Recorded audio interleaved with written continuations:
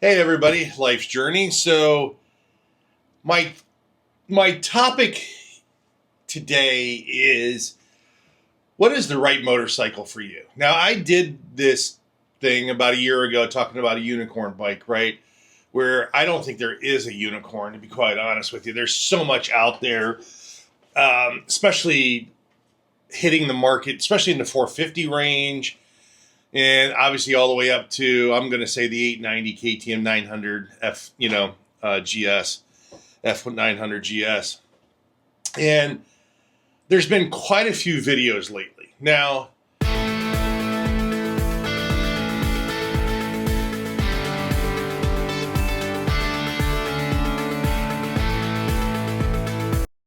Ben from Dork in the Road does a great job. And he is, to me, kind of a real world. He gets out there and does his thing. And he's not big on the big bikes. I think he hates the big bikes.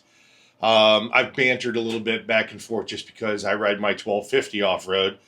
And again, some people might say I don't, but I banter back and forth. But he really likes anything probably around that 400, his Honda CRF 300, I'll say 300 to 700 range.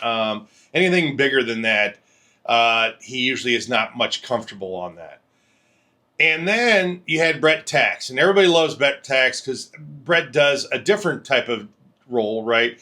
Where he dives into the details. Come out with this huge spreadsheet, and it's kind of funny because the reason why I say that is because a good friend of mine who I've done a lot of training with, and Tom Asher, who's a former GS trophy guy, has started some, if you saw Brett's thing a couple years ago where he talked about tire pressure. Tom's a big believer, to off-road, take your tire pressure down, and it led to this whole big debate and stuff like that. But recently he had a video about a huge spreadsheet with all these bikes, and if I want to do this, and then he had it all categorized. God bless you. I mean, if you've got that much time to dive into it and do it, more power to you. Sometimes I think some of this stuff is overkill, folks. That's just me. And good morning. I'm having my cup of coffee. Yes, I did buy that. So my bigger thing to you is, how do you know even what the right bike is? Everybody has this concept in their brain. Like I started off, when I got into this thing 5 years ago, it was all about wanting to do what Charlie and Ewan did. Long way around. They rode a GS, so I bought a 1250, GS Adventure. And a lot of people have, like, why did you start with that? It's a big bike. Well, you know what? I learned how to ride it. I've taken it off-road. I've taken it to places where a lot of people just shake their heads, and I've gotten through it. And yeah, I've had some bumps and bruises along the way, but was quote unquote that the right bike for me to start? I don't know. Yes, no, maybe. I really think, and again, we get all these concepts in our brain about, well, I'm going to do this type of riding, or I'm going to do that type of riding, and well, that's the bike for you. And I've had plenty of people reach out to me and ask me about bikes, especially the bigger ones, even the Touareg and the 890 and my F900, but and my Beta as well. So I think there's just different tools for everything that you're trying to do out there.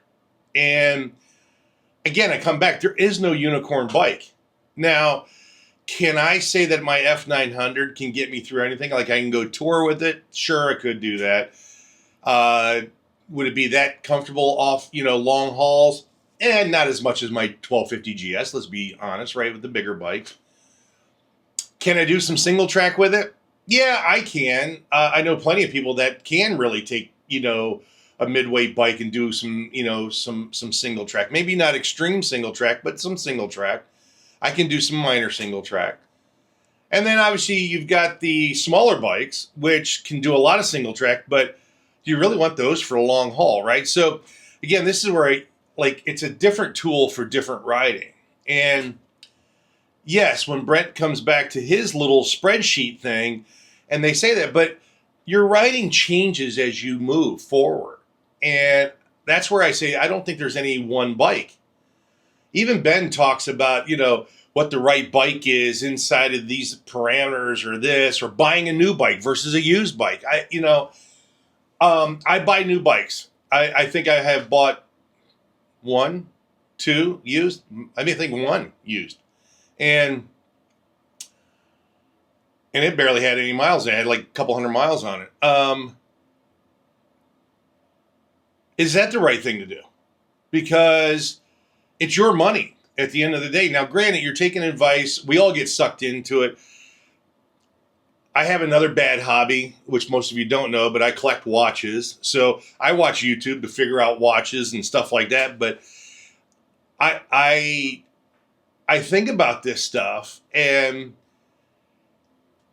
I can make suggestions. I try to give you guys my perspective on gear, things that I use, and I'm always a big proponent, and you guys know this, and I get a lot of criticism for it, is I'm a buy once, cry once normally type of person.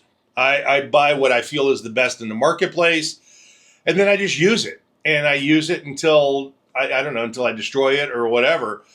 And it has worked out well for me because I haven't had to do a lot of replacements. I started off the first couple of years, and it was brutal. I mean, I bought a lot of stuff, spent a lot of money my first couple of years. Now, granted, I spent a lot of money in general, but I spent a lot of money the first couple of years on garbage, like second, third tier items that just didn't work out, or they busted out the first time using them, or whatever it was. I just decided to use, quality products.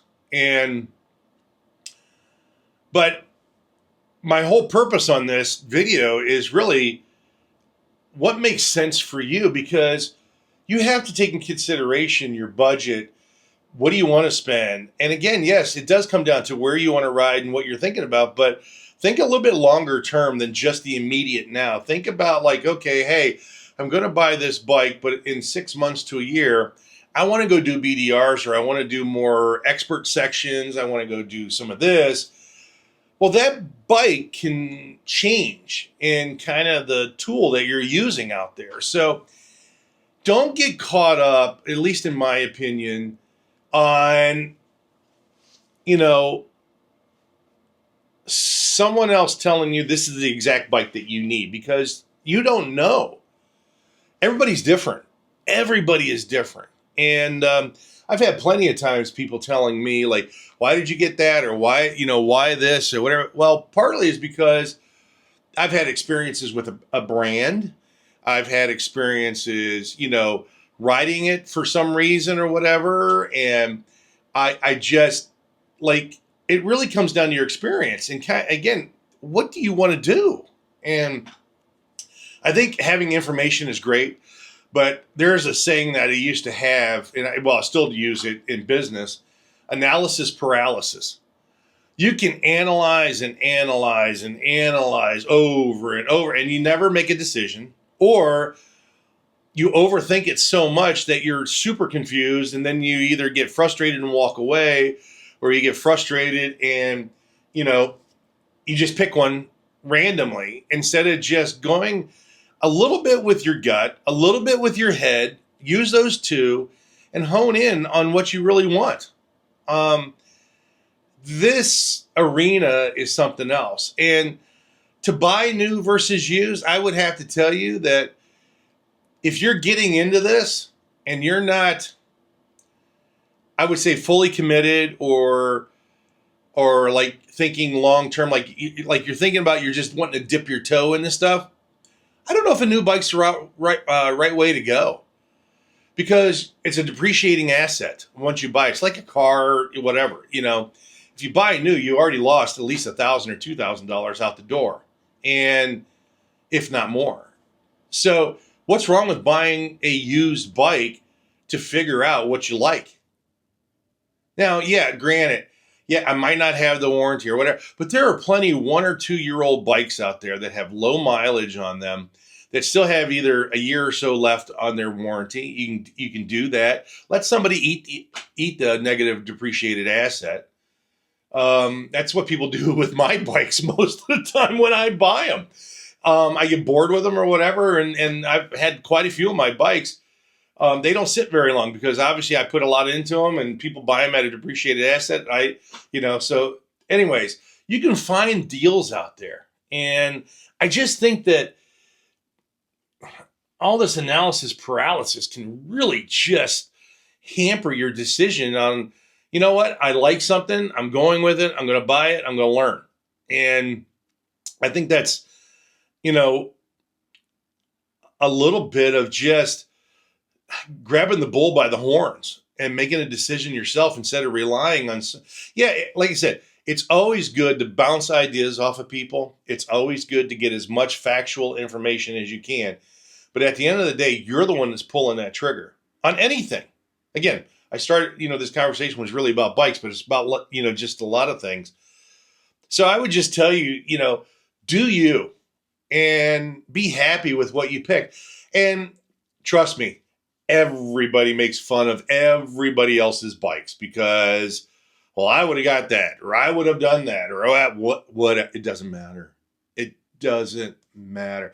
I've got a lot of flack, obviously, over the years here, folks, and I've shared a lot of stuff with you. I've decided to really have more and more conversations, vlogging style, to give my perspective and feedback a little bit more than just some riding stuff, which I will mix in. But like I said, after 5 years of doing this and putting on over 100,000 miles on the bikes that I have, buying 13 of them, I think it was 13. You really have to pick what you like and what you want to do, and think about your budget, because it does get expensive. It can get expensive real quick. And no offense to what I've said about Brett, no offense what I said about Ben and all the hard work that they've put into it, because those guys do a really nice job to kind of outline stuff. I am not,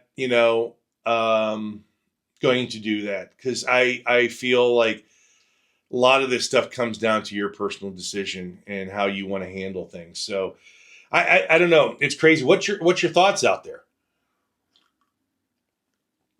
I feel, a lot of times, like I said, I get these comments back all the time, like even in some of my recent videos. And that's cool. I enjoy the comments. I do. I try to banter back and forth with folks, even the ones that can get a little, snippy or snotty or whatever, think they're the best thing since sliced bread, whatever. It doesn't bother me. I know who I am. I know what I do. I know my shortcomings. I know what I'm good at, what I'm not good at. I try to get better at some things, whatever. But I just feel like you can get caught up in all this information that we have at our fingertips. And heck, you can go in there and ask ChatGPT, Gronk, any of these other things that are going on, and they can give you a bunch of stuff. But at the end of the day, it's you. What do you want to do? What do you want to ride? Go ride the bike. Go test a few of them.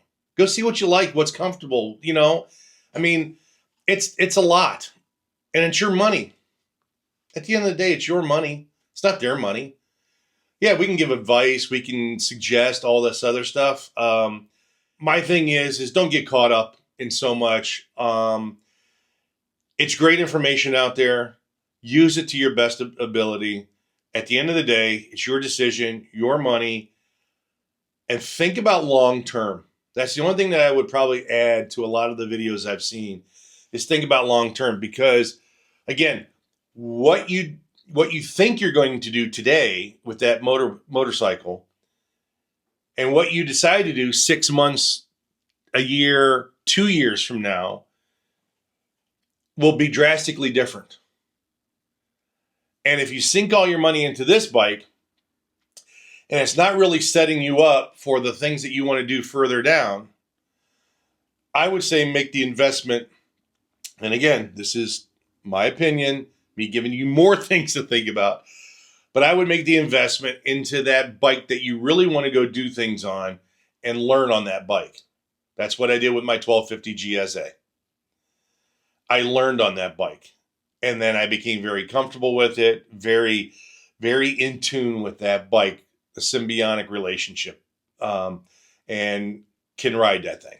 So just throwing that out there to you, not trying to put shade on anybody else out there, but just some things to think about when you're out potentially looking for that quote unquote unicorn bike or, whatever. So anyways, my thoughts, again, they're worth about as much as everybody else's thoughts out here, but thought I would share that with you. And hopefully this weather looks like it's kind of turning here. Still haven't really been able to get out and ride as much. But anyways, hope everybody's doing well out there. Hit that like, subscribe, notification button. Greatly appreciate it. And we'll see you guys soon. Take care. Bye-bye.